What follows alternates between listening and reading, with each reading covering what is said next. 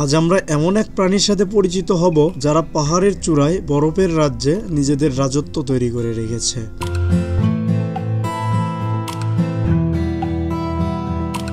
এরা হলো পাহাড়ি ছাগল বা মাউন্টেন গোট। দেখতে আর পাঁচটা সাধারণ ছাগলের মতো হলেও একে সাধারণ ভাবলেই ভুল করবেন।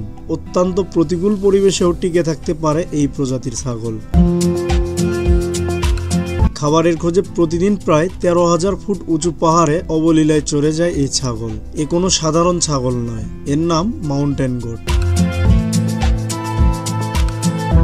প্রধানত উত্তর আমেরিকার পার্বত্য এলাকায় দেখা মেলে এই প্রজাতির ছাগলের। তবে পার্বত্য হিমালয় এবং রুক্ষ আফগানিস্তানেও দেখা মেলে মাউন্টেন গোটের। মাউন্টেন গোট আকার আয়তনে গ্রাম বাংলার পথে ঘাটে ঘুরে বেড়ানো ছাগলের চেয়ে বেশ খানিকটা বড়। সদ্যজাত মাউন্টেন গোটের ওজনও প্রায় 3 কেজির মতো হয়। একটি মাউন্টেন গোট জন্মের 4-5 ঘন্টার মধ্যেই পাহাড়ে চড়ার চেষ্টা শুরু করে দেয়। এই প্রজাতির ছাগলের ওজন 45 কেজি থেকে 140 কেজি পর্যন্ত হয়। অত্যন্ত প্রতিকূল আবহাওয়ায় টিকে থাকার জন্য মাউন্টেন গোটের শরীর পুরু পশমে ঢাকা থাকে। -40 ডিগ্রি সেলসিয়াস তাপমাত্রায় হোক বা 160 কিমি প্রতি ঘন্টা গতিবেগের ঝড়ো হাওয়ার ধাক্কা, এই সব ঝড়ঝাপটা সামলেও টিকে থাকতে পারে এই মাউন্টেন গোট। এরা সাধারণত 12 থেকে 15 বছর বাঁচে, তবে এদের বেশিরভাগেরই মৃত্যু হয় দুর্ঘটনায়। বয়সে 30 মাসে পৌঁছালেই একটি মাউন্টেন গোট প্রজননে সক্ষম হয়।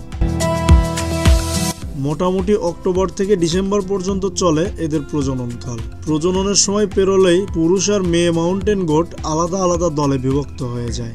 একটি পূর্ণবয়স্ক মাউন্টেন গোটের শরীর থেকে বছরে প্রায় 40 কেজি উল পাওয়া যায়। তবে তাই বলে উলের প্রয়োজনে মাউন্টেন গোটের চাষ করা সম্ভব নয়, কারণ এরা একবারই পোষ মানে না। তাই উলের যোগানের জন্য বাণিজ্যিকভাবে এদের কাজে লাগানো যায় না। তবে খাবারের খোঁজে যেভাবে খাড়া ঢাল বেয়ে পাহাড়ের হাজার হাজার ফুট উঁচুতে চড়ে যায় এই মাউন্টেন গোট, তা রীতিমতো অবাক করেছে তুখোড় পর্বতারোহী কেউ। তো বন্ধুরা, আজকের মতো এই পর্যন্তই। ভিডিওটি কেমন লাগলো তা অবশ্যই কমেন্টে জানান। আর ভিডিওটি ভালো লাগলে অবশ্যই লাইক এবং সাবস্ক্রাইব করে দিবেন। আমাদের আবার গল্প হবে পরবর্তী কোনো আয়োজনে।